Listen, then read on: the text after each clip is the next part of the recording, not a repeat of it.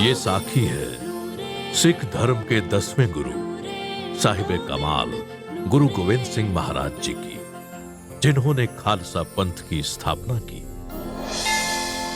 पंडित शिवचंद पटना शहर के विख्यात पंडितों में से एक थे।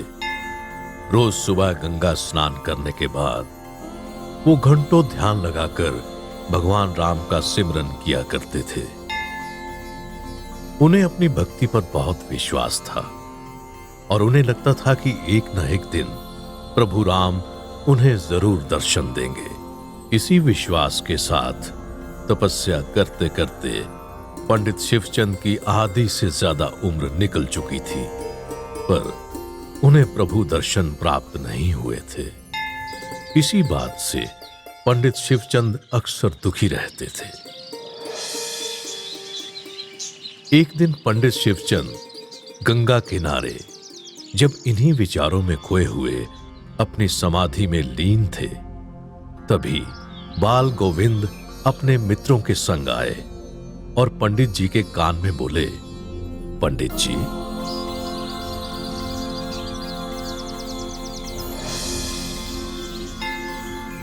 पंडित जी ने जैसे ही अपनी आंखें खोली तो उन्हें साक्षात प्रभु राम के दर्शन हुए। पंडित जी ने अपना शीश गुरु जी के चरणों में नतमस्तक किया और अपने आप को उनके प्रति समर्पित कर दिया।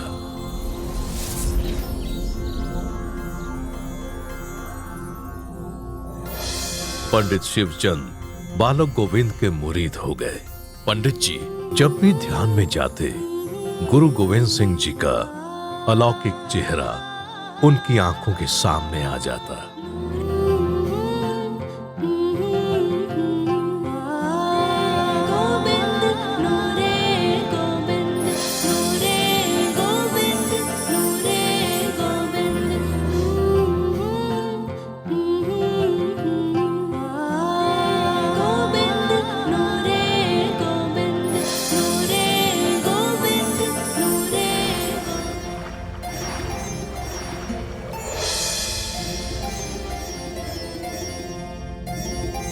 एक दिन राजा फतेह चंद और उनकी पत्नी गंगा के किनारे पंडित शिवचंद को मिलने आए।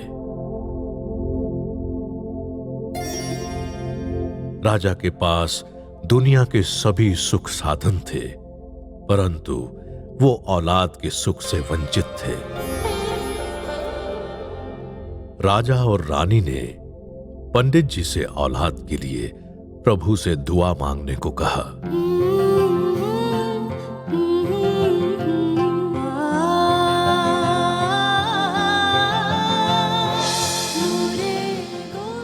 पंडित शिवचंद जी ने उन्हें बालक गोविंद के नूर के बारे में बताया।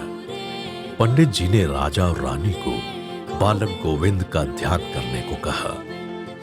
राजा ने कहा, जिस बालक को हमने देखा तक नहीं, उनका ध्यान हम कैसे कर सकते हैं? राजा और रानी की बालक गोविंद के दर्शनों की अभिलाषा बहुत जल्द पूरी हो गई।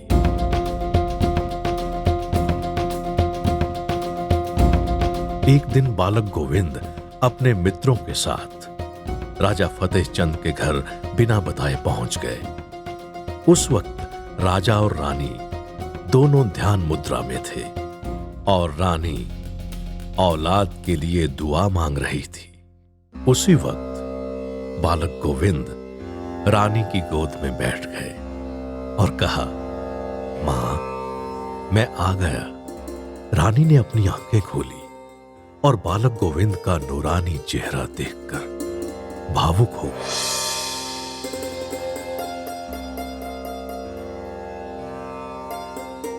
बालक गोविंद ने रानी से कहा, मां, हमें भूख लगी है, हमें कुछ खाने को दे। रानी जब फल और मिठाई मंगवाने लगी तो बालक गोविंद ने कहा कि वो फल और मिठाई नहीं, बल्कि मां के हाथ की पूरी और छोले खाएंगे। ये सुनकर रानी बहुत खुश हो गई। बालक गोविंद ने रानी के हाथों से खाना खाया।